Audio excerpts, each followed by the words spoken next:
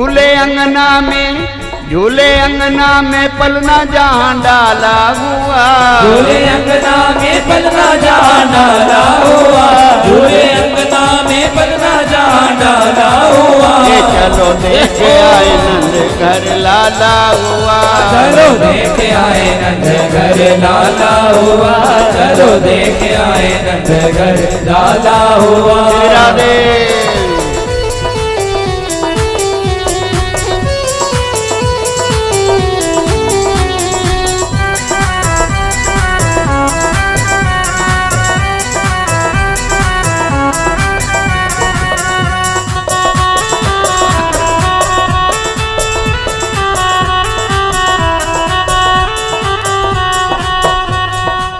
आज ब्रज में महाराज करने भक्तों का काज,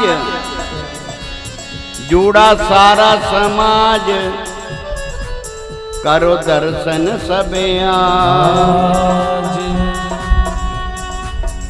सुख नैनों को पहुँचाने वाला हुआ, सुख नैनों को पहुँचाने वाला हुआ, सुख नैनों को पहुँचाने वाला हुआ।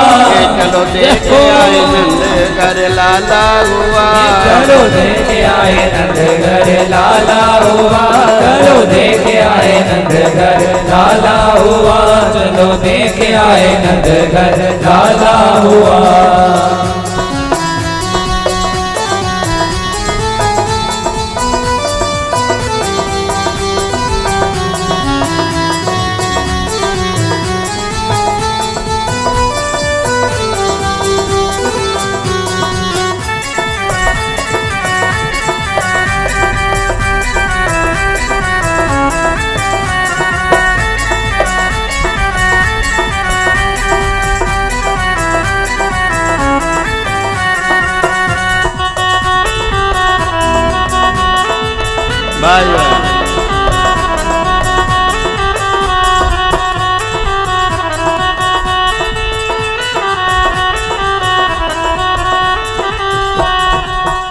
देखो गोकल की यार सावन भादों का शोर, बोले पंछी बन मोर मानो बदरी का घोर। बूंद आनंद की बरसाने वाला हुआ, फूल आनंद के बरसाने वाला हुआ, फूल आनंद बरसाने वाला हुआ। चलो देख आए नंद घर लाला हुआ, चलो देख आए नंद घर लाला हुआ, चलो देख आए नंद घर लाला हुआ, चलो देख आए नंद घर लाला। बोलिए बाल गोपाल भगवान की जय, लाडली लाल की जय। श्री सुखदेव महाराज कहते हैं राजा परीक्षित, मैं यशोदा जी के आंगन में सभी ब्रजवासी बधाई देते हैं, एक दूसरे पर खुशी में आकर के माखन दूध दही फेंक रही हैं। सुखदेव महाराज जी कहते हैं राजा परीक्षित, गोकुल की गलियों में जैसे बरसात में बारिश बरसती है तो पानी चलते हैं, ऐसे एक सरता बह गई दूध दही माखन। आज भी प्रप्रेमी भगवान ने जो गोकुल जी में लीला की है तो वहां 84 खंबे हैं, आज भी वो चीखने चुपते हैं। कोई भी जाता है वृंदावन वो देखता है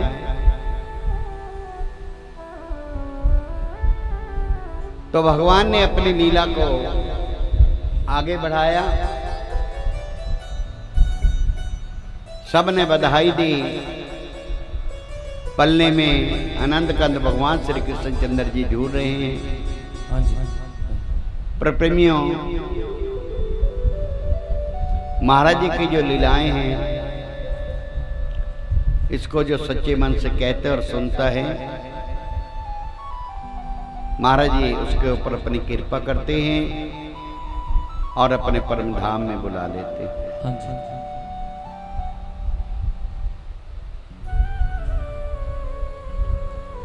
तो जब जब भगवान अवतार लेकर के आते हैं, चाहे त्रेता में चाहे द्वापर में, इसमें भगवान ने अपनी लीलाएं की। सतयुग और कलयुग, इसमें जो भगवान ने किया वो त्रेता में, और त्रेता में जो किया वो द्वापर में उसकी चर्चा हुई। द्वापर में जो लीलाएं की है अब कलयुग में वो वर्णन हो रही है।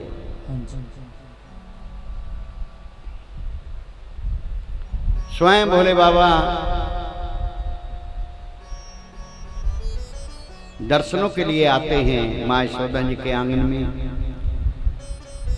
और ये लीला के दर्शन भी आपको भोले बाबा जी के होंगे। आऊंगा तो प्रेमियों, महाराज जी ने अपनी लीला को आगे बढ़ाया। तो पहले मिलन हुआ भगवान का कंस की भेजी हुई पूतना नाम की राक्षसी से। उसका काम था कि बच्चों को मारना, लेकिन उसने इतना सुंदर रूप बना लिया कि जैसे कोई स्वर्ग से देवी उतरी। गोकुल में पहुंची, माँ यशोदा माता रोहिणी भी इस बात को समझ ना पाई। उन्होंने समझा कि कोई स्वर्ग से देवी आई है मेरे लाला के दर्शन करने के लिए। लेकिन सतनों में हलाहल विष लगा रखा है जो ना बचने वाला।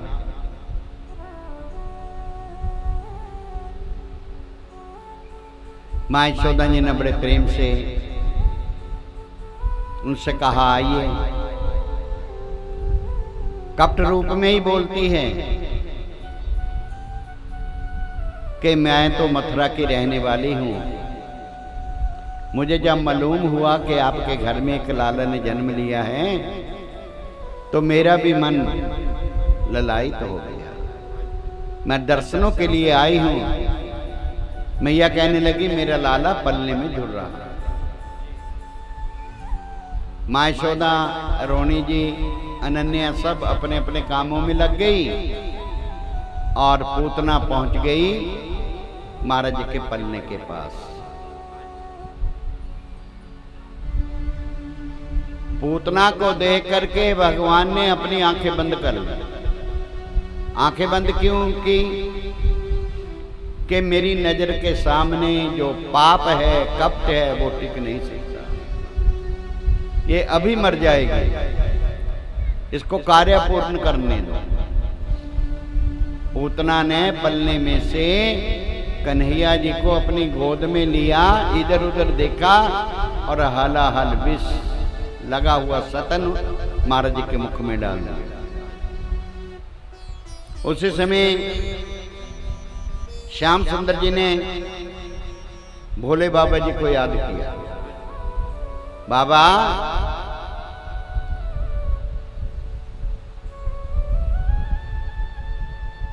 ये आपका काम है, मेरा काम है अमृत पीना, आपका काम है जहर पीना। आइए सहायता कीजिए। कहने की भावना, भगवान ने क्रोध को अपना साथी बनाया और क्रोध तो पीने लगा पूतना के प्राणों को। भगवान पीने लगे दूध। पूतना के हर मरण स्थान पे पीड़ा होने लगी। कहने लगी अगर आज इसके हाथ से बच जाऊं कभी गोकुल में नहीं आऊंगी। लेकिन भगवान ने तो अपने प्रण को पूरा किया, क्योंकि राजा बलि की लड़की है रतनमाला। उसके भावना थी कि मेरे ऐसा पुत्र हो तो भगवान पुत्र के रूप में ही प्राप्त होगा। पूतना महाराज जी को लेकर के आकाश में चली गई। और जब क्या है काफी दूर गोकर से निकल गई तो वहां भगवान ने पूतना के प्राणों का हरण कर दिया।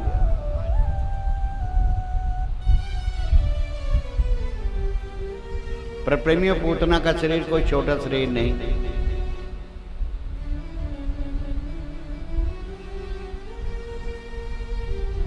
चार कोस में जितने भी वृक्ष थे वो सारे गिर गए। इतना बड़ा शरीर, क्योंकि प्रभु ने सोचा कि मेरे साथियों को, ब्रजवासियों को पूतना का शरीर जलाने के लिए लकड़ी की भी जरूरत पड़ेगी, तो भगवान ने साथ में ही इंतजाम कर दिया। उस दिन नंद बाबा कुछ गोपों के साथ राजा कंस को छलाना कर देने के लिए मथुरा में गए हुए थे। गुप्त में वसुदेव जी से भी भेंट हुई। वसुदेव जी ने कुशल से पूछा तो उन्होंने बताया कि आपका जो लाडला है बलराम जी वो ठीक ठाक है। प्रेमियों, वसुदेव जी कहने लगे कि इस समय कंस बड़े उत्पात करता है, आपको जल्दी गोकुल जी में चला जाना चाहिए। जब मां यशोदा जी ने पलने में कन्हैया को नहीं देखा तो लगी ढूंढने।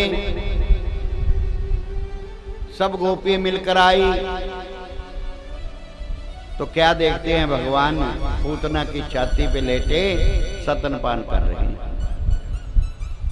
पर प्रेमियों, मां यशोदा जी ने जल्दी से कन्हैया को उठाया, दुलार करने लगी और जो बीच में बुजुर्ग थी वो कहने लगी कि इस राक्षसी का छाया पड़ गया तेरे एक लाला के ऊपर, गौ माता की पूंछ को हाथ लगा दे।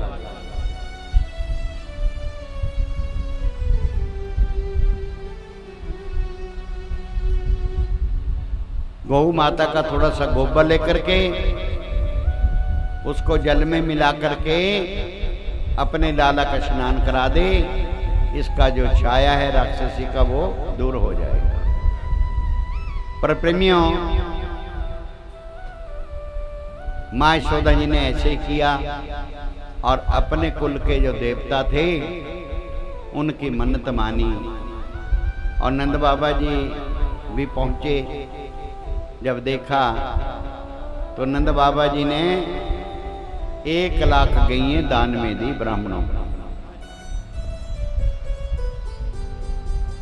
और पूतना के शरीर को जब चीता में लगाया गया तो उसमें से जैसे हम धूप लगाते हैं, अगरबत्ती लगाते हैं, ऐसी सुगंधी आने लगी। राजा परीक्षित जी ने पूछा कि जी वो तो कपट रूप से आई थी, तो ऐसा क्यों हुआ कि उसको भी मोक्ष मिल गया? सुखदेव स्वामी जी कहते हैं, हे राजा परीक्षित, भगवान के पास चाहे आप किसी रूप में पहुंच जाओ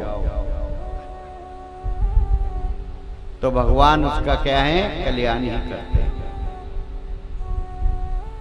इस पूतना मोक्ष की कथा जो सुनता है, सुनाता है, उसे भी भगवान मोक्ष की प्राप्ति देते हैं। बोलिए वृंदावन बिहारी लाल की जय। जय जय श्री राधे श्याम। जैसे ही प्रेमियों, महाराज जी की जो लीला है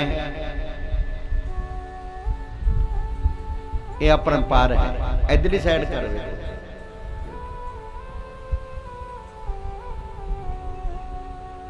कुर्सी से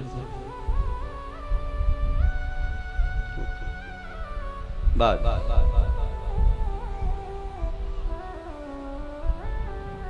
जैसे ही प्रेमियों अनंत काल भगवान श्री कृष्णचंद्र जी ने अपनी लीला बढ़ाई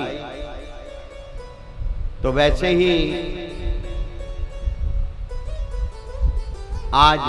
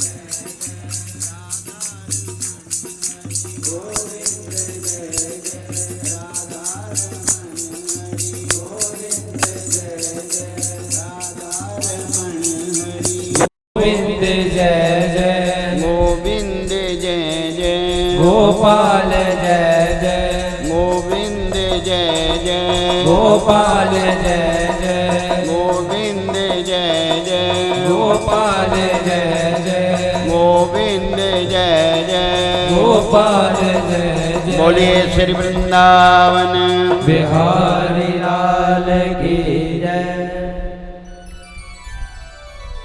आनंद कंद भगवान श्री कृष्णचंद्र जी जब 1 वर्ष के हुए, जी वो ही दिन वही बार वही नक्षत्र, जब वो दिन आया तो सभी खुशी में तैयारी में लगे हैं और एक छकड़े के नीचे पलने में श्याम सुंदर जी को सलाया, साथ में कुछ ग्वाल बाल खेल रहे थे प्रप्रेमियों।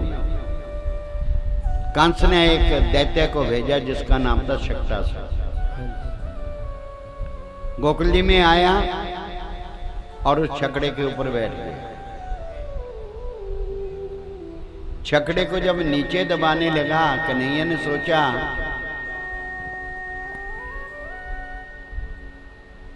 और ग्वाल वालों ने भी शोर मचाया,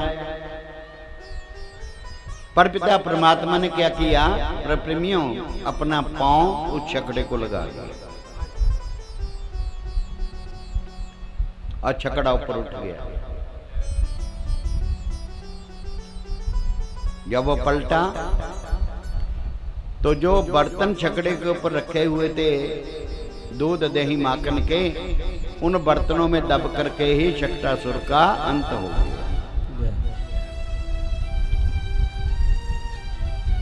उसकी आवाज जब कह मां यशोदा जी ने सुनी, नंद बाबा ने, सभी वहां भागे आए, कहने लगे कि ये इतना बड़ा छकड़ा ये कैसे उल्ट गया।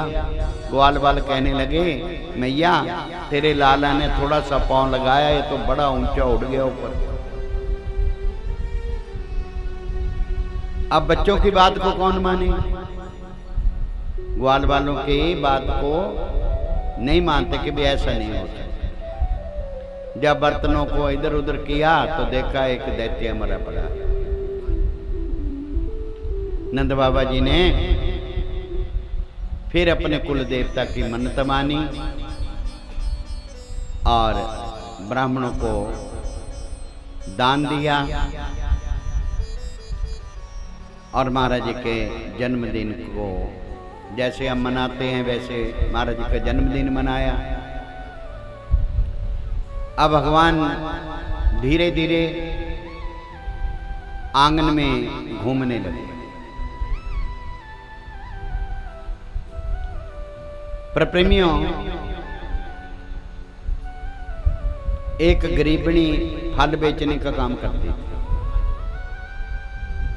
आज मन में भावना आई कि मां यशोदा जी के आंगन में चलती। उस आंगन में आकर के आवाजें लगाने लगी, कोई फल ले लो, फल ले लो, फल ले लो।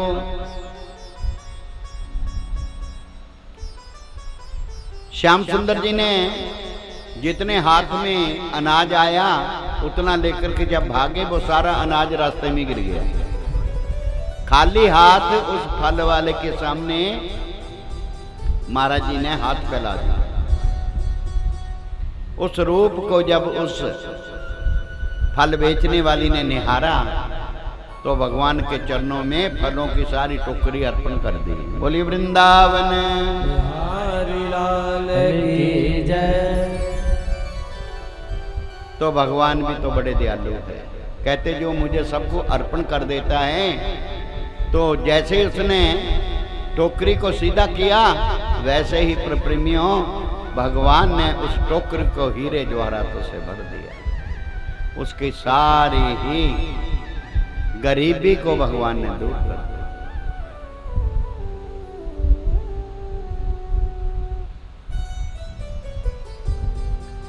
फल बेचने वाली गुण गाती गाती अपने घर पहुंची। घर वालों ने पूछा ये धन, कहते ये धन आज मुझे जो माँ यशोदा जी के घर में लाला ने अवतार लिया है ना, वहाँ फल बेचने के लिए चली गई। मैंने सारे फल उसको दे दिए, उन्होंने मेरी टोकरी भर दी।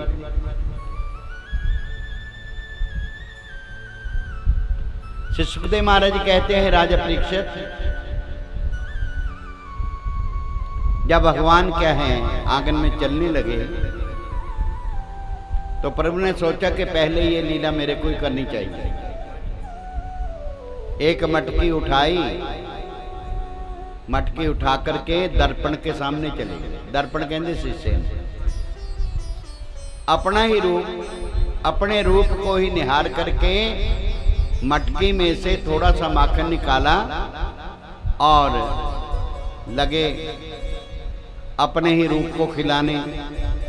जैसे हम शीशा देखते हैं ना, शीशे में हमारे को अपना रूप नजर आता है कि ले भाई जितना तू खाएगा, जितना मैं खाऊं उतना तू तेरे को मिलेगा। बस उसको